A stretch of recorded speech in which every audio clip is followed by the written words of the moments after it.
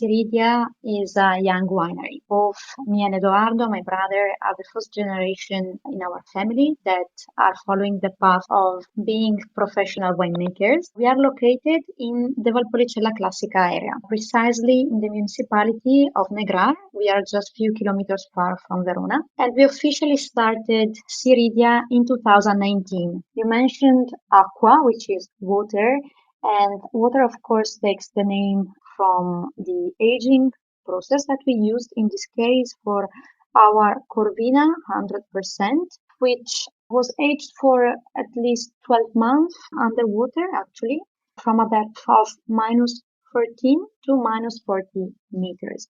What we wanted to do was to basically highlight the relationship that we have between wine and the environment.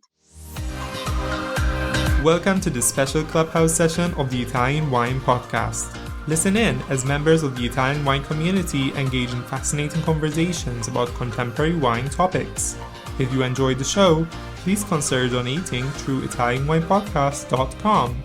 And remember to subscribe and rate the Italian Wine Podcast wherever you get your pods. Hello, everybody. I am back.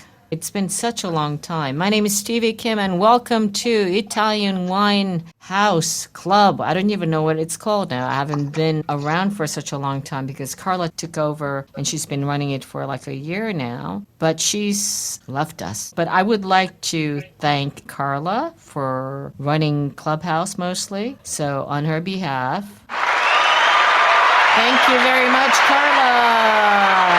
Grazie mille for all that she's done. How are you guys? How is everybody? Hello, everyone. All good, and it's super hot here in Almaty.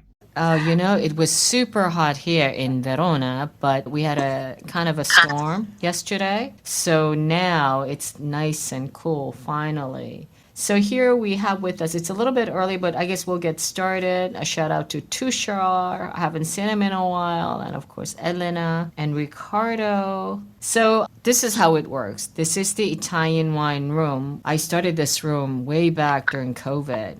And it was a good platform where everybody met because we couldn't go out. And we did a weekly show. And believe it or not, I think we're still the only ones who are doing it because the recording actually is excellent. So we kept it. Although I don't know what happened because I used to have like thousands and thousands of followers and I only have 126. I recall I was one of the first one who got invited to Clubhouse, and I invited everybody from my office, and that's how we got started. But thank you for joining us. And this is the Italian Wine Room on Clubhouse. So we have a guest. This is what it's called, the Ambassador's Corner. We have one ambassador at large, Italian wine ambassador, and they get to choose their favorite Italian wine producer to interview. And it's about 1 hour. It can get pretty geeky, so I'm warning you. And our host today is Roza. Will not attempt to pronounce your last name. Roza, help me out here. Zharmukhambetova. Yeah, you see what I mean? Zharmukhambetova. And she's, of course, our Italian wine ambassador. Not only that, she's our podcast host. She started a new series. It's called Wine Business in Asia series. And she interviewed all of the players from Kazakhstan, whether they're somms, importers, because we are getting ready to go to Almaty for our second edition of Vinitaly in Kazakhstan. So let's welcome Roza. Ciao, Roza. Hello again. And we're super happy to resume our Clubhouse sessions because we paused just for a little bit. Why did we do that? Unbeknownst to me, by the way. I'm just kidding. So we're happy to be back, and it's actually my first ever Clubhouse. Oh, really? I thought you'd done this before. Actually, I was trying to avoid it. What do you mean you were trying to avoid it? Well, I was super happy to do the backstage work. And I was not very confident in myself, in my interviewing skills, let's say. No, but your pods are excellent. I really enjoy them. Are you enjoying that? Thank you. Oh, yeah. Now I do. Okay. Thank you for pushing me. So, Roza, is Vinitaly Almaty getting ready? Yes. So we have two Elenas working from Verona, but they will soon be on their way to Almaty to join you. And actually, it's your second Vinitaly Almaty. You were with us also last year. Yes, I did participated for the first time last year. All right, but let's get back to us, back to Italian wine. And today, your host is Samuela Speri from Cantina Siridia from Valpolicella. But is she related to the whole Speri clan? I guess we'll find out. No, Oh, you're not. Okay. I don't no, think. Have we ever met Samuela? no, I don't think so, but for sure we'll have the chance in Almaty. Oh, you're coming to Almaty. Yeah, Oh, I'm coming. Yes. excellent. Excellent. You see, we both live in Verona, but I'll have to come to Almaty to see you. Excellent. Yeah, I that's love that. crazy, but Yeah, we'll I meet there for sure. absolutely love that. So let me ask you, why did you, Rosa, pick Samuela as your producer interview today? So first of all, Samuela and I met during Vinitaly in Verona this year, and our conversation really stayed with me. Once we started talking, I could feel their energy, ambition, and authenticity. It wasn't just about the wine. After tasting their wines and hearing their story, I knew that they were doing something special. What struck me most was that they're young entrepreneurs who founded Siridia entirely on their own. Their parents used to have vineyards, but they were not involved in winemaking. I was also drawn to their wine labels. Each of the wine labels tells a separate story, yet if you put them together, you will get a larger narrative. For me, it was a great example of how branding and storytelling can elevate wineries' identity. For their courage and boldness, I wanted to give them the opportunity on this platform to share their story, their philosophy, and also the story of Siridia and what makes them stand out. Great, excellent. I'm looking forward to that. So, as you know, we do this thing, Rosa. We need to know the learning objectives. What to expect from this call today with Samuela. For today, our objectives are we're going to discover how new generation winemakers are reshaping tradition in Valpolicella, and we're going to explore the power of storytelling and also the wine branding. We're going to understand how Siridia uses the visual identity, the labels, and also the storytelling. And also we're going to get an insight into the challenges and opportunities of building an export strategy from the scratch. Okay, excellent. So this is my favorite part where I can just mute myself, which, as you know, rarely happens. So you have to take full advantage of the situation. And I will relax, have some of my iced tea, and maybe, come back on when you're done to see if there are some questions. Okay? Okay, thank Alrighty. you. All right. Hello again, everyone. And as I said, I'm very, very happy to welcome Samuela today. Our first meeting was very nice, very engaging. So welcome, Samuela. Thank you for joining us today. Hello, thank you very much for the invite. I'm very happy to talking with you again.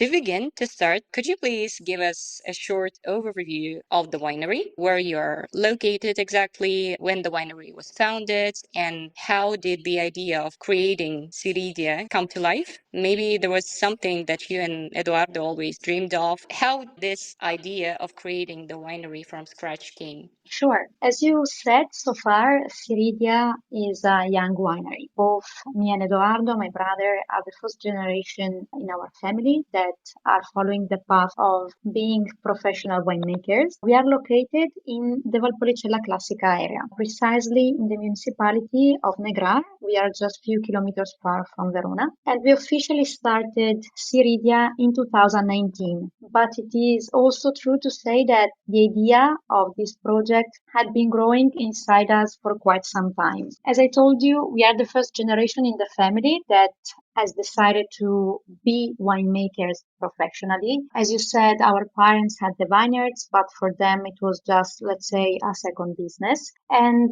this idea, this project became very important to us, starting from Eduardo, who He's an enologist, and previously to the foundation of Siridia, he was working in a very important winery in Valpolicella for 10 years. But at a certain point, he really felt the need to express his own vision of wine and also to express the Valpolicella wine in a contemporary way, in a different way. So we understood that we had a lot to say, and we really had this drive to bring our vision into reality. And that's basically what brought us to start Siridia. You said that Eduardo was working as enologist in another winery before. Yes, correct. For 10 years. Yeah, exactly. And can I ask, how old is Eduardo? Because both of you look very young, like very, very young. Yeah, thank you. I take it as a very nice compliment. Eduardo is 41 in a couple of days, and I'm 37. Mm-hmm. But you look much, much younger. I Thank you, Roza. didn't know. I didn't know that he was already working as an enologist before for such a long time. Okay, so you founded the winery in, as I already mentioned, Valpolicella is a very established region, and there are a lot of wineries, a lot of historical wineries. What challenges did you face as young founders in such a well-known region for tradition and also established names?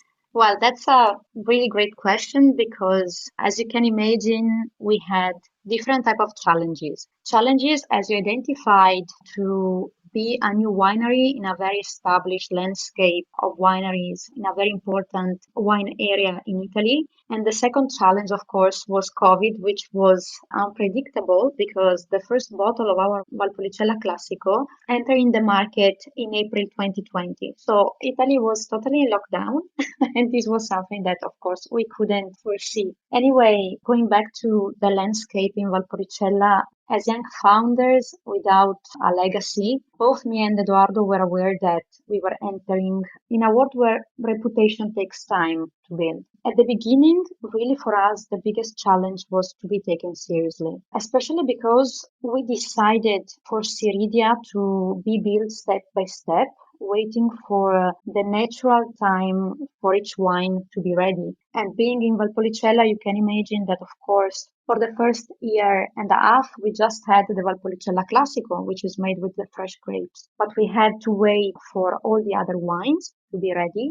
And this was for sure a challenge. But I can tell you that at the same time, this challenging period was for us also a very important one because we had really the time to stay focused on the project. So we invested a lot of time improving the quality of our processes, starting from the management of the vineyards. We were able to really create a clear vision and stay true to the soul of Siridia. So this period of time in which we were somehow waiting, to create our complete line, we really had the time to create a strong identity for Siridia. And this was, I think, from another point of view, a good advantage for us.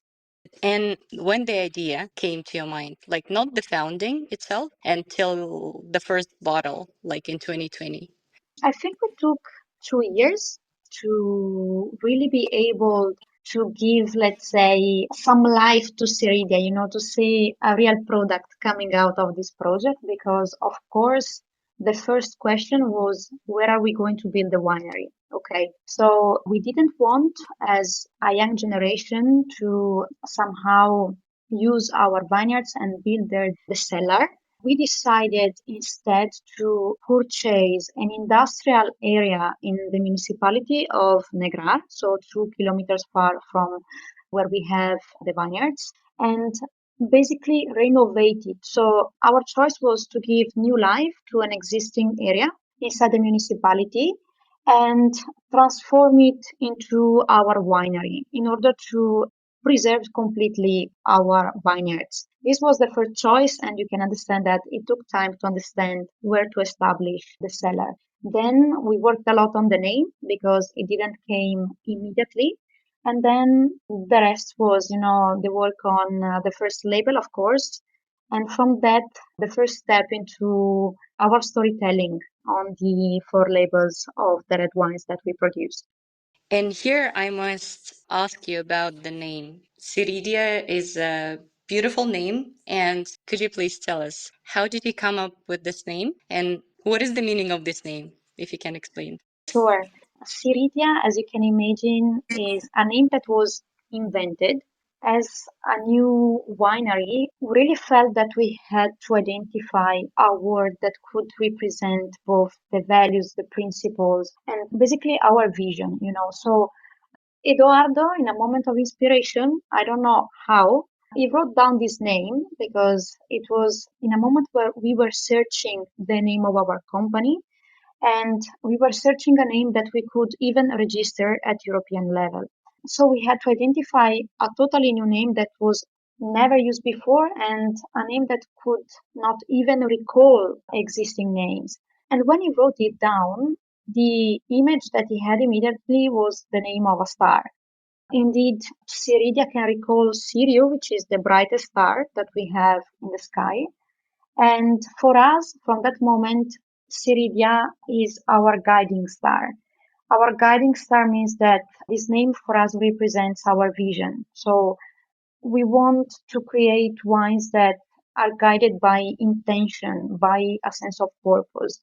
They don't just represent Valpolicella. For us, they represent and they embody a lot of the principle and values that we associate to this name. Okay, and that's really a beautiful name. And I also remember during Vinitaly when you were telling me this story, when you were showing like each label and Yes, then like connecting the labels, connecting to that name, that was beautiful. That is why, like, actually, why I decided to interview you. I thought like you should tell this story to others to listen. And let's go now to your labels, as we already started talking about them. So your labels and this storytelling is really well structured, well connected. I mean, it's a beautiful story, but what I see, the name itself and also your labels, they're also a very good marketing tool. This caught my eye too. Could you tell us how did you craft those stories behind these labels? Could you just explain these four labels of your main line that you have sure. and what they represent? Basically, what we wanted to do with the four wines from the Valpolicella DOC and DOCG that we produce was to create a journey. It didn't came out this idea, like a marketing idea. This was just the idea that me and Eduardo had about how we wanted to represent these wines and describe them even with images through the labels. So what we did basically was to tell the story of our winery through the labels because, as I told you before, each wine came out with its natural time. The Valpolicella Classico, whose name is Inspiration, was the first. Then we have the Valpolicella Classico Superiore, whose name is Azione, Action, and so on. So from the Valpolicella Classico, we thought that we had to represent the story of the winery of Siridia and a story that could also resonate with other people, which basically is the story of everyone that has a dream, has a goal that want to be reached. So for us, wine is not just a product, it is a story that has to be told, and we are trying to do that not only, of course, through the wine itself, but also through the labels. So what we created is basically a journey, as I told you, the journey that is shared by anyone who wants to reach a dream and is represented on our labels by the hero's journey. So there is this character that we call Siridio, who basically is in a different chapter of the story in each one of the label. He's starting as a very young and naive, we can say, guy who is looking at the star and in his mind is dreaming to reach it. So this is the inspiration and is the sentiment that brought both me and Eduardo to start our company. So we represented this first feeling in the label of the Valpolicella Classico, but of course, anyone knows that if you want to reach your dream, then you have to put some efforts into action. You need to have a plan. And that's why the Valpolicella Classico Superiore, which is our second wine of the traditional Valpolicella wines, has the name Action, because you need to put some action, some efforts into reaching your goal. Then there is the Amarone, whose name is Achievement, but we can also say awareness. And in this case, Siridio is no more just a young guy, is a young adult that knows better himself, knows better the real goals that he wants to reach. And of course, he understood that what is really important is not just to follow external goals, but it's really what we should all focus on is to know ourselves very well and try to reach the goals that really make our star shine bright. And the last chapter is the Recioto. The Recioto, because Recioto for Valpolicella is the home, is the wine from which everything started. And our label represents the homecoming of the hero. So after this very long journey, he's coming home and with a new awareness, of course. But from the color of the label, you see the sky that can also be seen as the sunrise of a new day. So a new cycle starts with new inspirations, new actions, new achievements, because basically this is the story of our life. And that's what we are also telling during the wine tasting that we have in the winery, the journey of this hero. And all of these stories, they're really beautiful. And also, I think when you actually see the label and when you hear Samuela describing the idea behind those labels and also behind the wines, that's really beautiful. I just regret that we cannot show the labels right now. But I hope that our listeners, our fellow VIA ambassadors will check them out after listening to our conversation. And if you could choose one wine, that would be your entry wine to Siridia Winery, and also one benchmark wine that people have to try for sure. Okay, well, for sure, the Valpolicella Classico for us is the entry wine and is also the best expression of our style, of what we mean as contemporary interpretation of Valpolicella. So the Valpolicella Classico, inspiration is the name, is made only with fresh grapes, and to enhance its character, what we added as an additional step is to age it for 6 months in cherry wood barrels. And what the cherry wood barrels do basically is to make the tannins soften and bring out the fruit, enhance even more all the fruity notes related to cherry and wild cherry that are really typical from the fresh grapes of Valpolicella. After that, we allow always an aging for at least 1 year in the bottle before releasing the vintage of the Valpolicella Classico. And this Valpolicella Classico is the entry wine for Siridia because it wants to be an elegant wine, easy to drink, very pleasant, something that can give you even every day, the satisfaction to drink a nice glass of wine without searching for wines that are too complicated or more important, let's say. Then for the benchmark, I think that the Valpolicella Superiore also is an important wine for us because it both represents the two drives of Siridia as production philosophy, which are both, of course, the representation of Valpolicella with a contemporary approach, but also the use of thought in the way we produce the wine. So we always think that even working with a bunch of grapes, a winemaker should always know why is pressing these grapes and what he wants to achieve with these grapes. So with the Valpolicella Superiore, I think Edoardo really was able to give his interpretation of Valpolicella using partially the method of appassimento, as this wine is made partially with red grapes and with wine made only with fresh grapes. And the result in this case, even with the use of the appassimento, is not the power but the harmony, the balance, keeping still the freshness and drinkability to make it very pleasant. So for these reasons, I think the Valpolicella Superiore is our benchmark.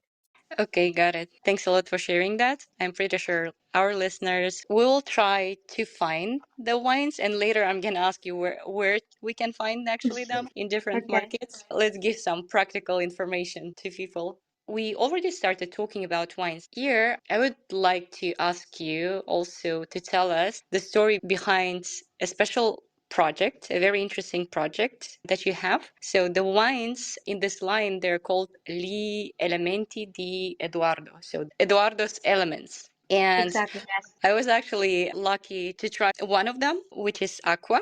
So it's Rosso of Veneto, IGT. Yes, And it's a beautiful wine. And also the bottle was really beautiful. Could you please tell us also the philosophy behind the wines of this line too? And how sure. they are different from your classic line? Sure. I'm very happy that you still remember Aqua because actually is one of my favorite wine in our line. And Aqua, as you said, is part of this limited edition wine collection that are Eduardo's elements, which are basically for wines inspired by the fundamental elements: air, water, fire, and earth. And what Eduardo did in this case, as he's a very creative enologist, was to basically link each of these wine made by indigenous grapes from Valpolicella and from the other areas where we have our vineyards to the concept of these fundamental elements, but also link these fundamental elements to the way these wines were produced. So it is not just a symbolic connection that you can see on the label, but there is really a tie between these wines and the way they were made that connects them to the different elements. You mentioned aqua, which is water, and water, of course, takes the name from the aging process that we used in this case for our Corvina 100%, which was aged for at least 12 months underwater, actually, from a depth of minus 13 to minus 40 meters. The idea behind the project is a result of the passion that Eduardo has for experimentation.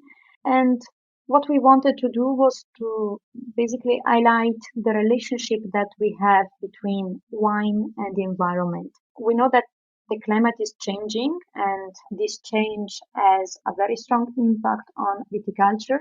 In Valpolicella, really see how the change of the climate is impacting, for example, on the appassimento method, which is one of the methods that make Valpolicella known everywhere in the world. And we believe that it's really important nowadays to talk about this topic and also to reflect on how the nature shapes what at the end we can taste in our glasses. So this is a project that wants to combine both the creativity of Eduardo with a message that we think opens to topic that it's really important to discuss nowadays in our sector. Okay, and here I've got a question. Could you please explain to us technically how, for example, aging underwater improves the quality, for example, or what kind of impact does it have on wine technically? Aging underwater for us was an experiment, first of all, that we started already in 2022 to understand exactly how this aging can work on the wine.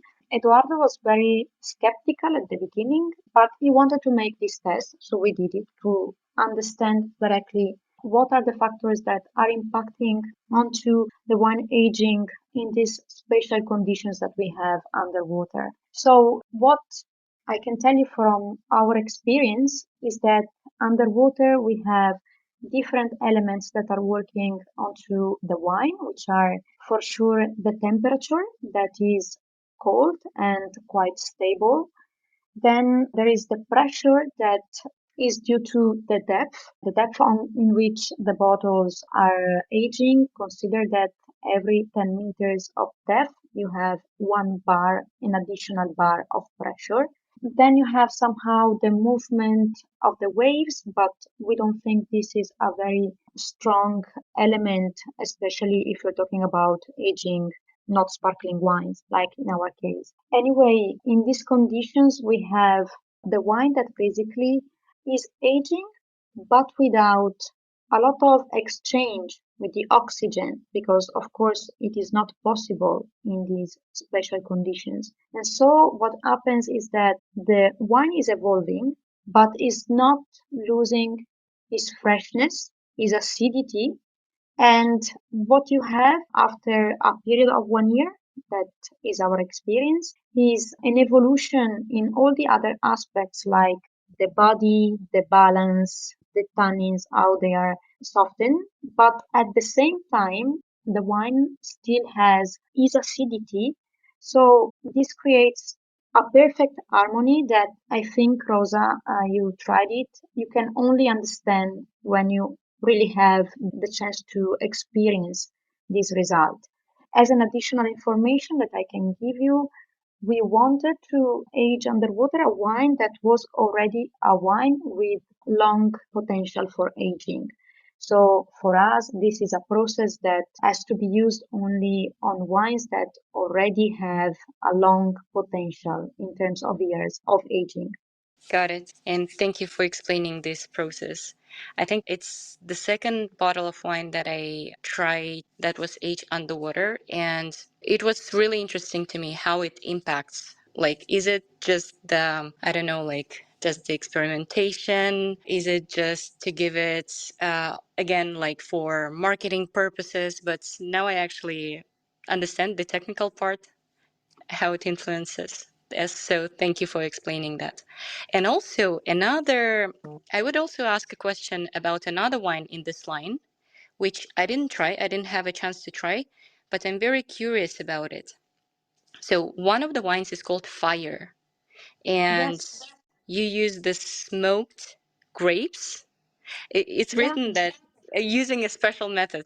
Could you please tell us about this process? Unfortunately, I cannot yet because fire still is not ready. So we want to keep, let's say, some secret behind it and it's going to come out by the end of this year. So at the moment, I can only tell you that this was again Eduardo's idea to smoke the grapes during the drying process, during the appassimento.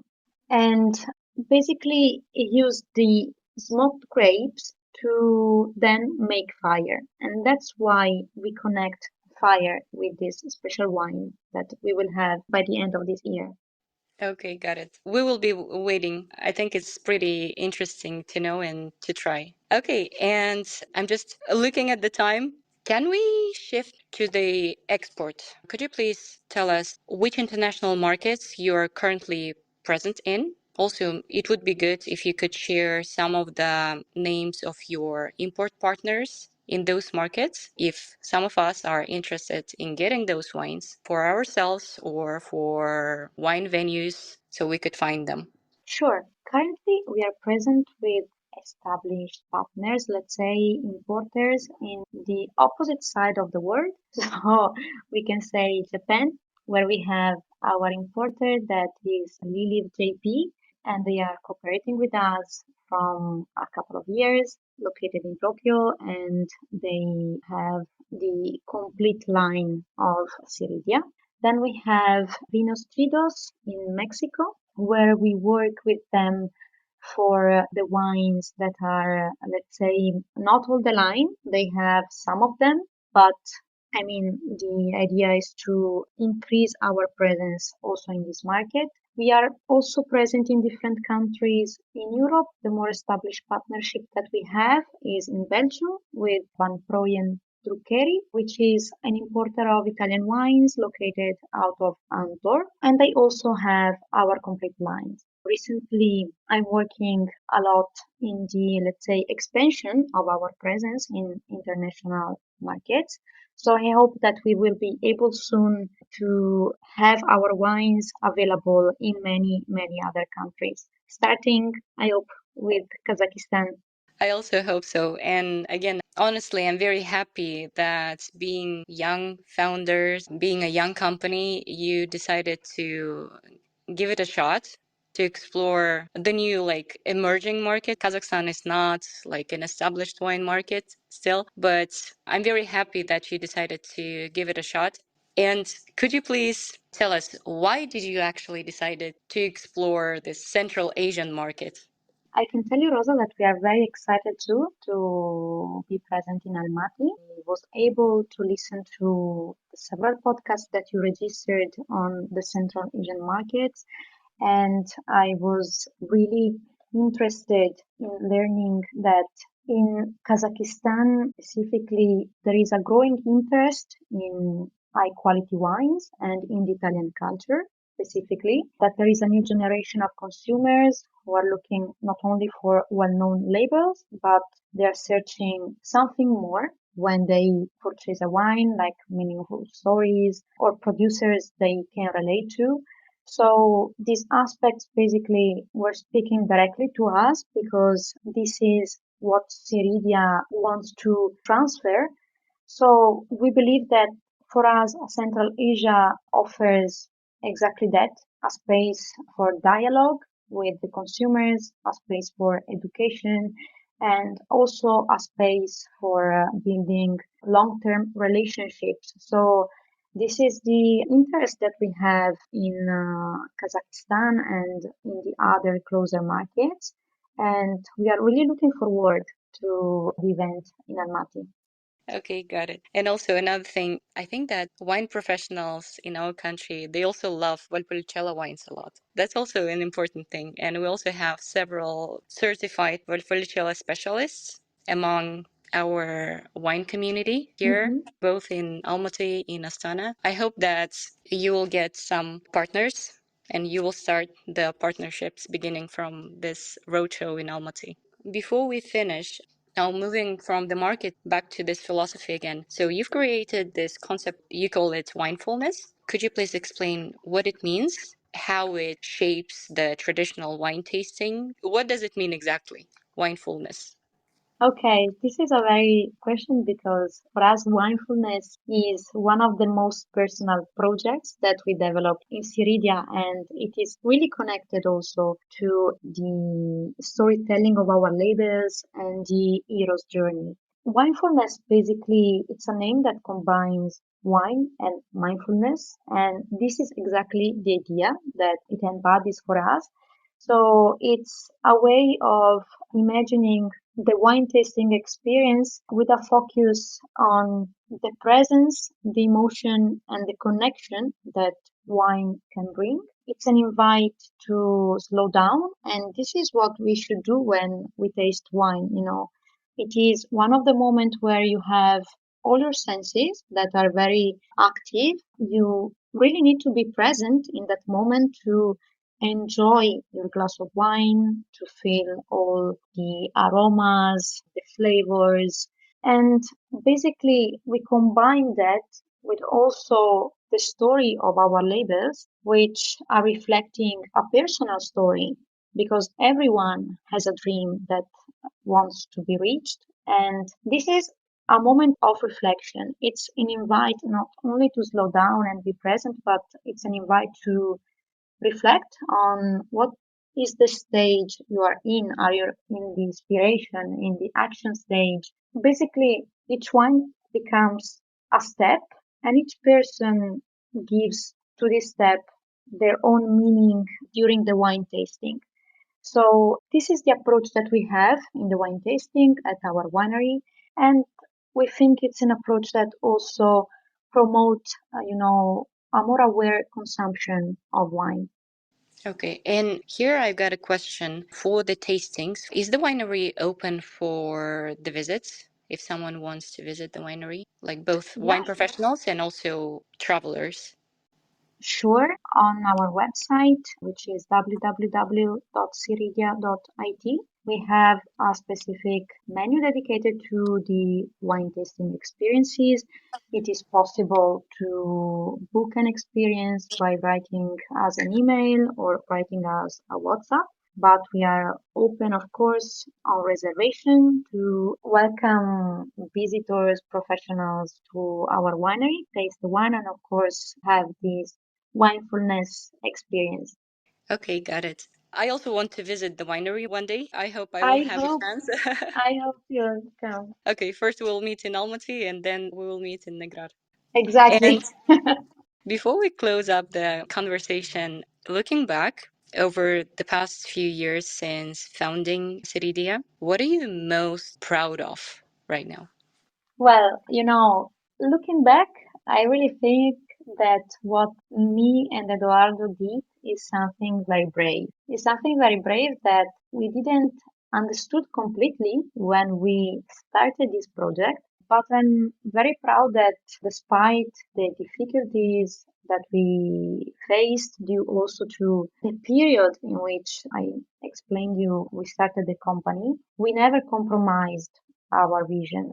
From the very beginning, both me and Eduardo decided to build Siridia step by step with care, with all the values and principles that we see in his name.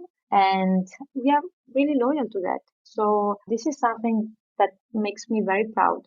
It's also something inspirational for other people, I think. When I listened to your story during our conversation, I was so inspired by both of you. It's a very inspirational thing, not just for other winemakers, for example, or whoever wants to start working in wine or working or producing wine, but also for other people. To sum up, just the last question. What do you hope people feel or remember after opening a bottle of Siridia? What kind of emotional connection do you aim to create through your wines for people?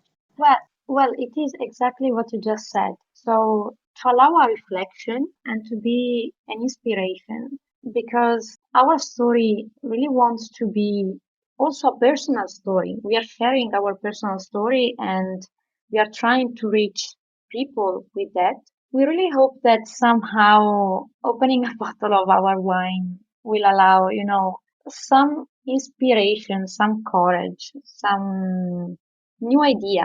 This is really what I hope that Siridia leaves in the people that are tasting our wines. Okay, got it. Thank you a lot. So first of all, hold on one second, my special effect.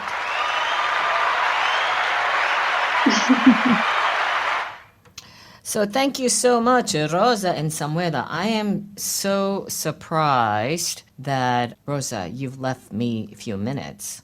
Usually when I have conversation or a Zoom call with Rosa, she always says, one more thing, one more thing, one more thing, and it ends up being like 12 more things. But I do have a question for you, Samuel. First of all, thank you very much, both of you. Excellent interview. I would love to understand, Samuela. So basically, you're working with your brother, Eduardo, correct? Yes, So what are your roles? Is he the winemaker and you're the commercial part? yeah, exactly. So Eduardo is the winemaker, that is an enologist. He's taking care for all the processes related to production. He really has in his mind the idea and all the secrets that are behind our wines, both the limited edition and the wines that are in our permanent line. While I have an experience as export manager, and this is where I love to put my value on. I love to communicate Siridia, especially abroad, because I didn't tell you at the beginning, but my dream, what I always felt really connected to me, was to be an ambassador of Made in Italy in the world. So this is what I'm trying to do for Siridia. Great. Listen, Samuela, I have kind of a cheeky question for you, okay? Because I think we have time for one more question. So, there's so many Valpolicellas in the world, right? And there will be lots of Valpolicella in Vinitaly Almaty. Why should an importer or a wine lover, why should they be interested in your Valpolicella? What is so special? That's what I want to know. What is really special, it is not just where this wine come from, and the name Valpolicella is everything that is behind it. So this new story, this new approach, this new vision that we feel very lucky to represent this new vision in Valpolicella, which is a very well-established area in Italy. But let me say that is a vision that is touching wine in a more general way.